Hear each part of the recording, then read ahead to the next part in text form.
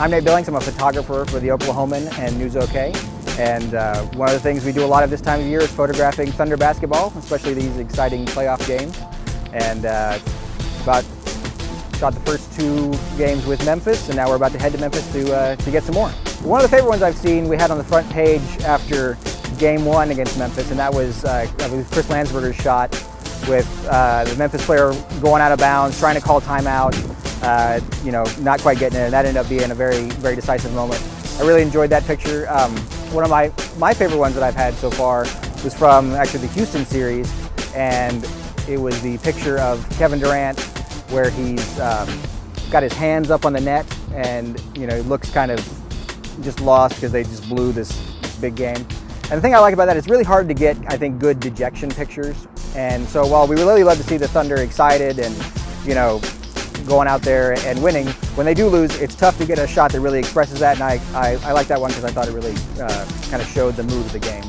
We usually, especially for the playoff games, we usually get to the arena 3 or 4 hours ahead of time, and we use 2 photographers during the playoffs. One sits on each end, and then they usually have 3 cameras with them to shoot different ranges down the court with a longer lens, right in front of them with a shorter lens, and then kind of a medium lens where things are happening maybe at half court or just around the 3-point line.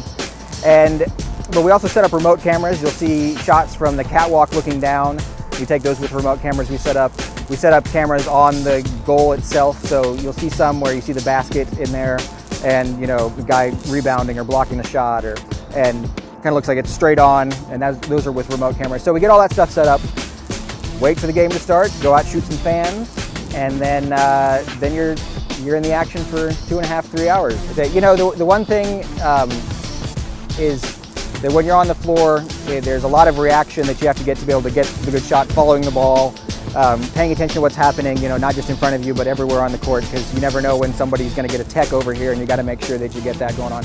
But you also have to be really aware of just your own safety, because we have, every couple of games, somebody gets run into by a guy flying out of bounds. And it's actually really impressive. You can tell how good of athletes these guys are by the way they fall. Like, they can usually fall in such a way that nobody gets hurt. Like, they have that much control over their bodies, and it's kind of fascinating. We had one of our photographers, Sarah Phipps, got laid out during the Houston series by, I believe, Westbrook, and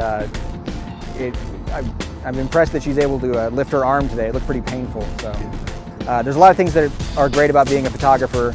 Just the love of the art, the love of journalism, but a big part of it is just the love of being where something important and interesting is happening. And so for me, the idea that for those 8 to 12 hours, like, this is the one thing I'm concentrating on, I just got to go out there and do the best possible job that I can, and try and show what I think is interesting about the game to others is something I really enjoy.